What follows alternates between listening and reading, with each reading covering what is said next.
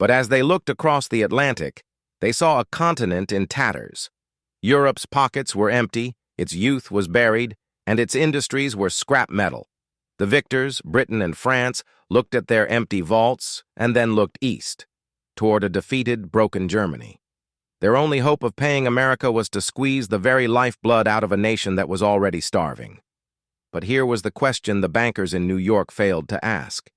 If you squeeze a hollow shell, do you get gold? November 11th, 1918.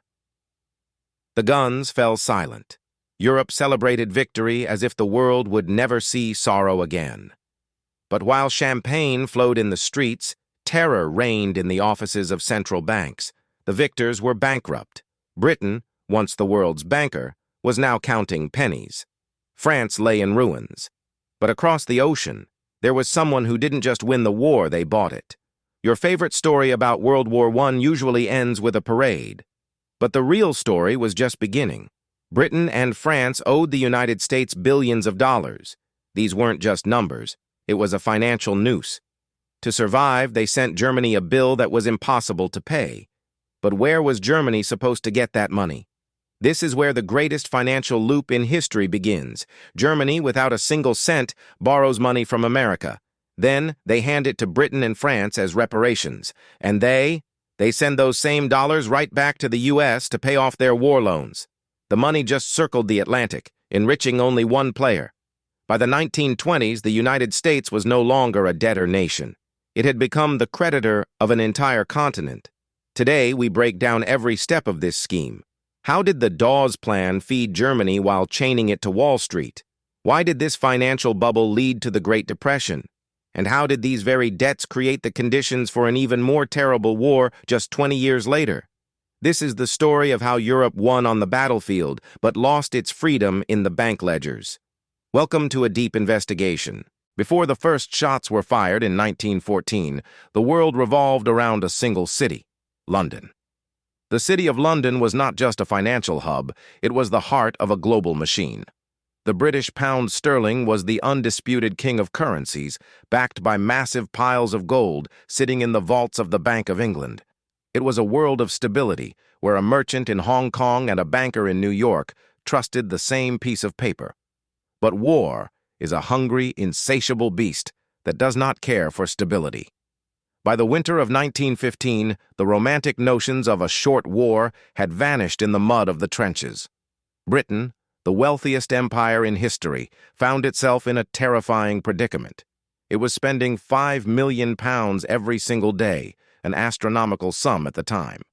To put that into perspective, they were burning through the equivalent of their entire annual pre-war budget every few weeks. Their gold reserves, meticulously built over centuries of global trade, began to flow out like an open wound, vanishing across the cold waters of the Atlantic. To keep the front lines supplied with millions of artillery shells, millions of tons of wheat, and the fuel to move armies, Britain had to do something unthinkable. They didn't just spend their savings, they began to pawn their global empire. They sold off overseas railroads, liquidated colonial assets, and surrendered their financial dominance. The crown was losing its shine, and the bank was running dry. As the British Treasury panicked, a new power stepped out of the shadows. Enter J.P. Morgan. This wasn't just a bank, it was a financial superpower. The House of Morgan struck a deal that changed the course of history. They became the official, exclusive purchasing agent for the British and French governments in the United States. Imagine the scale. A single private American firm was now responsible for billions of dollars in orders. Every shell fired on the Somme, every grain of wheat fed to a French poilu, and every gallon of oil in a British tank was likely financed or facilitated by Morgan. Suddenly, the survival of Western democracy was no longer just a noble political cause or a fight for freedom. It had become a private American business venture. If the Allies lost, the American banks would lose everything. The fate of the British Empire was now tied, by golden chains, to the ledgers of Wall Street. The creditor had become the master, and the debtor was the servant. While Britain was losing its gold, France was losing its very soul, its soil. The industrial heart of northern France, once vibrant with coal mines and steel mills, had been transformed into a moonscape, a wasteland of craters, toxic mud, and endless rows of barbed wire. For the French, this wasn't a financial abstraction. It was an existential struggle. But war on your own territory is the most expensive kind of war. France didn't just borrow money. They borrowed it with a desperation that bordered on madness. They accepted crushing interest rates and brutal terms, driven by a single obsessive mantra that echoed through the halls of the Élysée Palace. Le Boche paiera, Germany will pay for everything. This was a fatal strategic gamble. The French government was funding its survival on the assumption of a total crushing victory that would allow them to loot Germany of its last mark. Between 1914 and 1919, the French national debt skyrocketed to levels so high that mathematicians of the era struggled to calculate the interest payments. They weren't just fighting for territory anymore, they were fighting to stay solvent. Every day the war continued, the hole in their future grew deeper. As Europe bled its youth into the soil of Flanders, America underwent a metamorphosis. In 1914, the United States was a quiet, largely agrarian nation, an ocean away from the old world squabbles. But the war turned the Midwest into the world's workshop. Factories in Detroit, Chicago, and Pittsburgh weren't just making cars and tractors anymore. They were forging the tools of total industrial slaughter. This was the birth of the American industrial titan. Small towns became boom towns overnight as the Allies' gold poured in. By the time the armistice was finally signed in November 1918, the global hierarchy had been flipped upside down.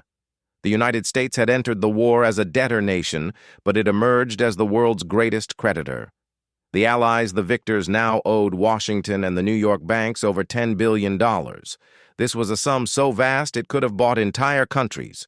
The war of soldiers had ended, but the war of the invoices was just beginning. When the smoke finally cleared over the battlefields, the American bankers didn't just arrive with congratulations and flowers. They arrived with clipboards and debt collectors. They wanted their money back. Or, do you just get a collapse?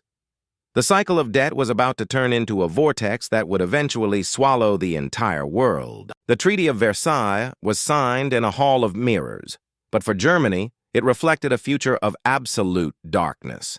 The victors didn't just want peace. They wanted compensation for every bullet fired and every drop of blood spilled. The final bill presented to Berlin was staggering. 132 billion gold marks.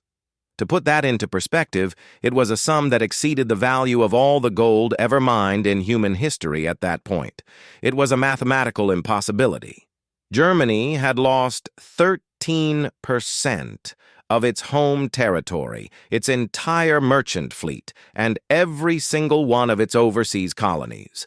Its industrial heart was beating faintly, yet it was expected to perform a financial miracle. The German government sat in a boardroom of shadows, looking at a ledger where the minus column stretched to infinity. They had no gold, no credit, and a population that was starving under a continuing naval blockade. They were trapped in a corner with only one weapon left: the printing press. And so, the machinery of the Reichsbank began to hum night and day, churning out paper that would soon be worth less than the wood pulp it was made from. By 1923, the situation shifted from a crisis to a surreal nightmare. This was the year of hyperinflation, a word that doesn't quite capture the horror of watching your entire life savings vanish between breakfast and lunch. Prices didn't just rise, they exploded. A loaf of bread that cost 250 marks in January cost 200 billion marks by November. Imagine the scenes that played out in the streets of Berlin and Munich. Workers were paid twice a day, receiving their wages in laundry baskets overflowing with cash. They would immediately run to the nearest shop, because if they waited 30 minutes, the price of milk would double. People began using banknotes as wallpaper because it was cheaper than actual wallpaper.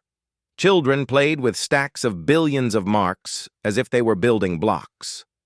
In the cold winter of 1923, families burned their life savings in stoves just to stay warm for an hour.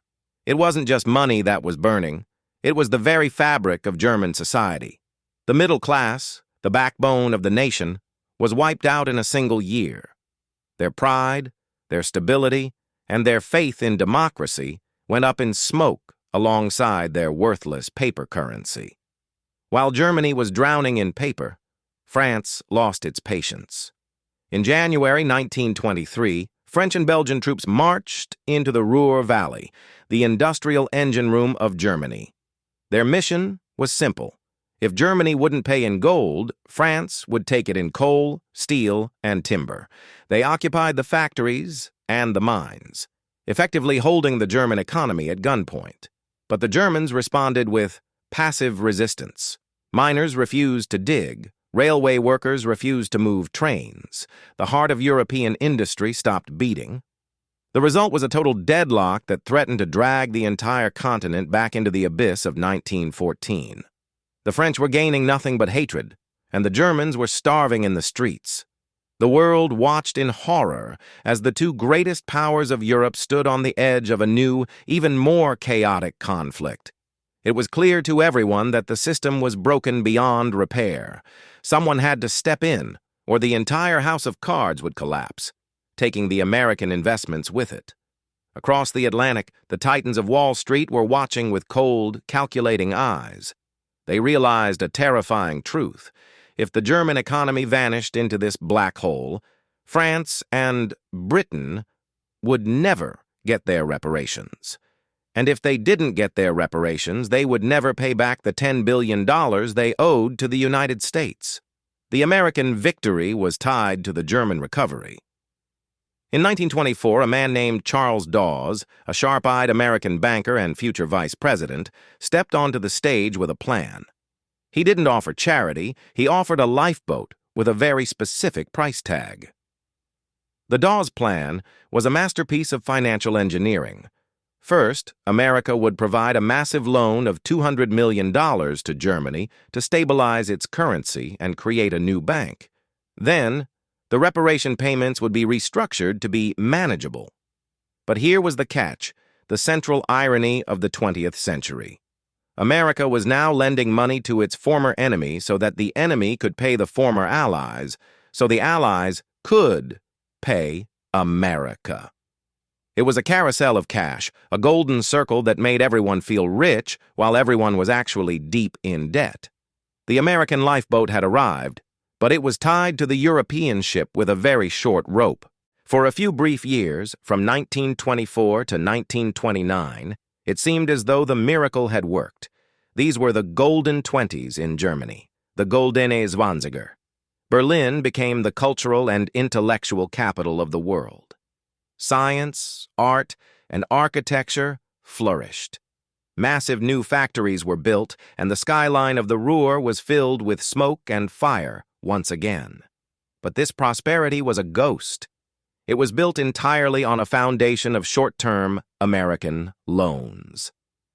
Every skyscraper, every social program, and every reparation payment was funded by money that could be called back at a moment's notice.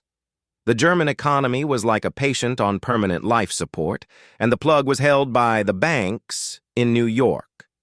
As long as the stock market in America kept climbing, the money kept flowing. Americans were convinced that the new era of eternal growth had arrived. They didn't see that they were building a bridge over a vacuum.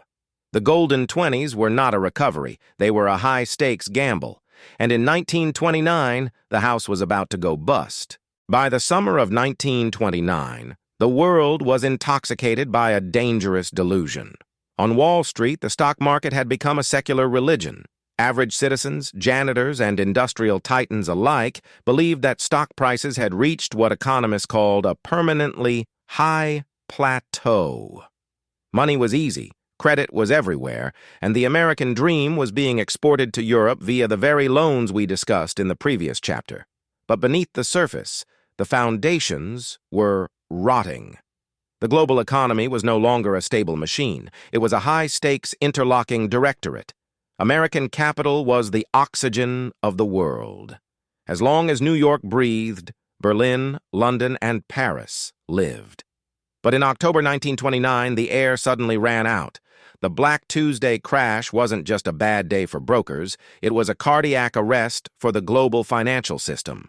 When the ticker tapes stopped spinning, billions of dollars in wealth had simply evaporated.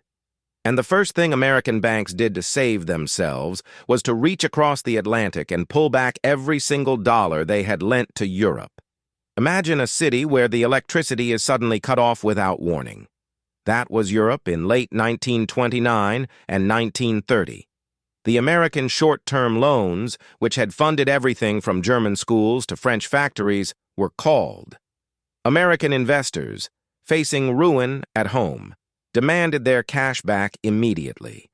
This triggered a chain reaction of desperation. Germany, which had been living on the American lifeboat, found itself thrown back into the freezing ocean. The Golden Twenties vanished in a matter of weeks. Factories that had been built with American credits suddenly had no operating capital. They began to fire workers by the thousands. But the worst was yet to come. The crisis was about to move from the stock market to the very heart of the banking system itself. The real death blow to European stability didn't happen in Berlin, but in Vienna. In May 1931, the Kreditanstalt, the largest and most prestigious bank in Austria, declared it was insolvent.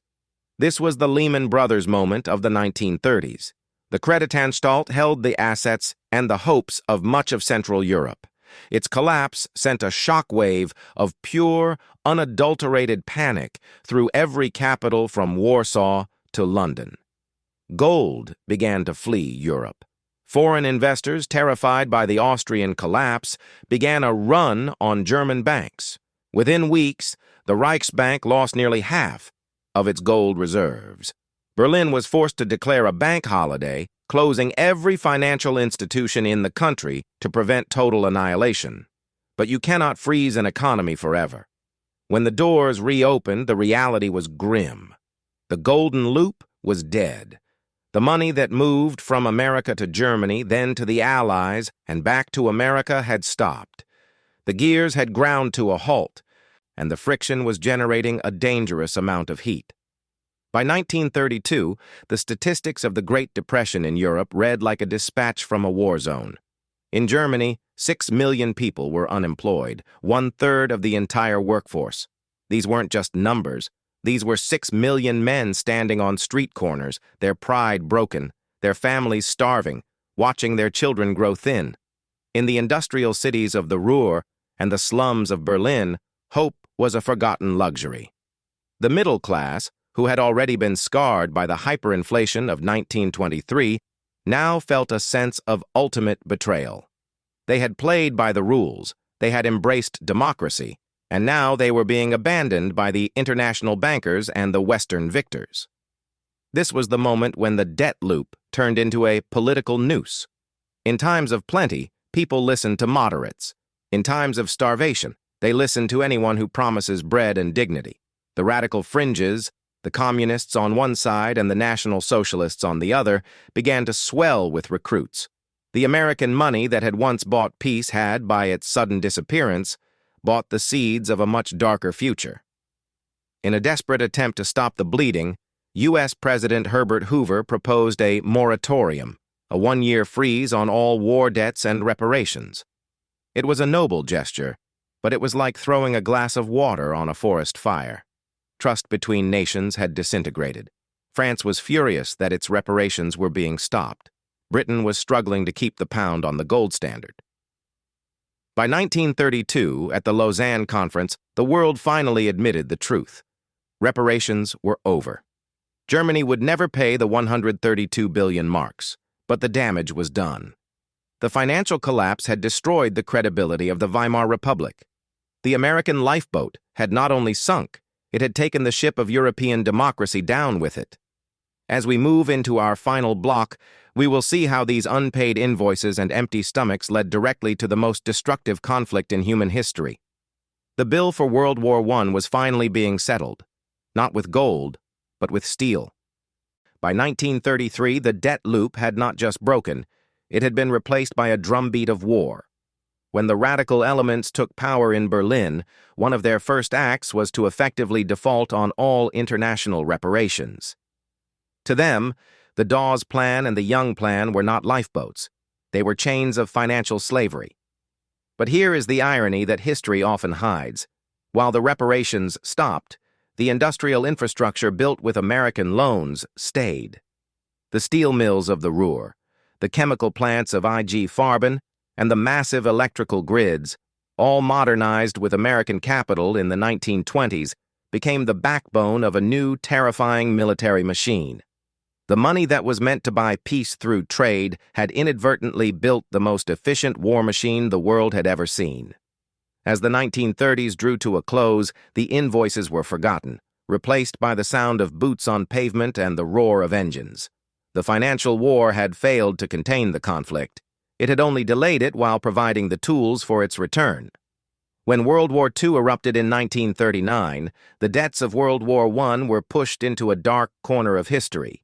How could one discuss 1924 loans when London was being bombed and Stalingrad was in flames? For nearly 15 years, the question of the Great War debts was frozen. But debts, unlike soldiers, do not die. They simply wait.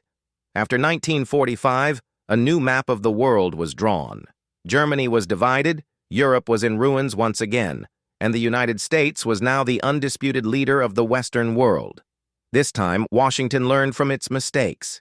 Instead of demanding immediate repayment and pushing Europe into a new black hole, they launched the Marshall Plan. They realized that a prosperous trade partner was worth more than a bankrupt debtor. But the old ghosts of the 1920s were still there, waiting in the vaults of Swiss and American banks. The world had moved on to the Cold War, but the legal obligations of the first global conflict were still legally binding. In 1953, a historic gathering took place in London. The goal was to solve the German problem once and for all. West Germany was now a frontline ally against the Soviet Union. The United States and its partners realized that if they forced the new German government to pay all the old debts from the 1920s immediately, the country would collapse and communism would win. The resulting London Debt Agreement was a masterpiece of diplomacy. They slashed the total debt by over 50%, and crucially, they made the repayment of the remaining debt dependent on Germany having a trade surplus. But there was a catch. A very specific clause that sounds like something out of a spy novel. It stated that the final payments on the interest of these 1920s loans would only be settled if and when Germany was reunited. At the height of the Cold War, with a wall through Berlin, many believed that day would never come. The debt was essentially kicked into the distant future. On October 3, 1990, the world watched in awe as Germany reunited. Families embraced, the Berlin Wall was turned into souvenirs, and the Cold War ended. But in the quiet offices of the German finance ministry, the old ledgers from the 1920s were dusted off. According to the 1953 agreement, the reunification clause had been triggered. The ghost of the Dawes Plan was back. For the next 20 years, the modern high-tech German state quietly paid out millions of euros every year to settle the interest on loans taken out by a government that had ceased to exist 60 years prior. These were the very loans that had funded the golden 20s we discussed earlier. While the world moved into the age of the internet and the smartphone, the financial echoes of the trenches were still being paid off, 1 cent at a time. The final chapter of World War I did not happen in 1918. It did not even happen in 1945. It happened on October 3, 2010, exactly 20 years after German reunification. On that day, the German government made a final payment of roughly 70 million euros. It was the last installment of a debt that had its roots in the mud of Flanders and the boardrooms of Wall Street nearly a century ago. When that transaction cleared, the financial ghost of the Great War was finally laid to rest. It took 92 years. It took 2 world wars, a Cold War, and the rise and fall of empires to settle the bill. This is the true power of the debt loop. It is a force that outlives generations and dictates the fate of nations long after the people who signed the papers are gone. As we look at our world today, with its soaring national debts and global financial interconnections, we must ask ourselves, what loops are we creating today? Who will be paying our invoices in the year 2026? History shows us that victory is fleeting, but the debt is eternal. We often look at history as a series of dates, 1914, 1918, 1945. We see them as closed chapters in a dusty book. But as we have seen today, history is not a book. It is a ledger, and the ink in that ledger never truly dries. The victory, celebrated in 1918, carried a price tag that took nearly a century to settle. The debt loop, the circular flow of billions from America to Germany, to the Allies, and back to Wall Street, was more than just a financial arrangement. It was an invisible force that shaped the rise and fall of ideologies, the borders of nations, and the lives of millions who never even knew the name of Charles Dawes or the terms of the London Agreement. It proves that in the modern world, the banker is often more powerful than the general, and the interest rate is more devastating than the artillery shell. Today, we live in an era of even greater financial interconnection. Global debt has reached levels that the bankers of the 1920s couldn't even imagine. As we watched the final payment for World War I clear in 2010, we were reminded that the decisions made in times of crisis have echoes that last for generations. The economic chains we forge today will be the inheritance of our grandchildren. History isn't just about the past. It is a warning for the future. It tells us that true victory is not found in crushing an opponent with debt, but in building a stability that doesn't require a lifeboat to survive. But now, I want to hear from you. This channel is a place for those who look beyond the surface of history.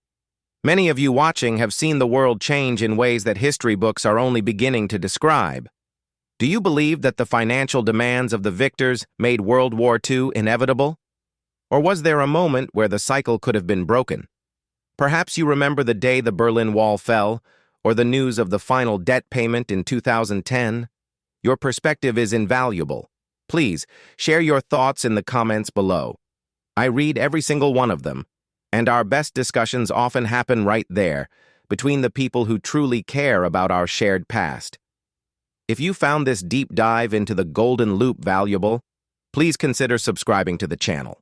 We are growing a community of thinkers and history enthusiasts, and your support is what allows me to spend the hundreds of hours required to research and produce these investigations. Hit the like button if you learned something new today, and don't forget to turn on the notification bell so you don't miss our next journey into the hidden side of history. Thank you for your time and for your curiosity. The world is complex, but together we can make sense of the numbers behind the stories. I invite you to our channel, where there are more interesting videos about history.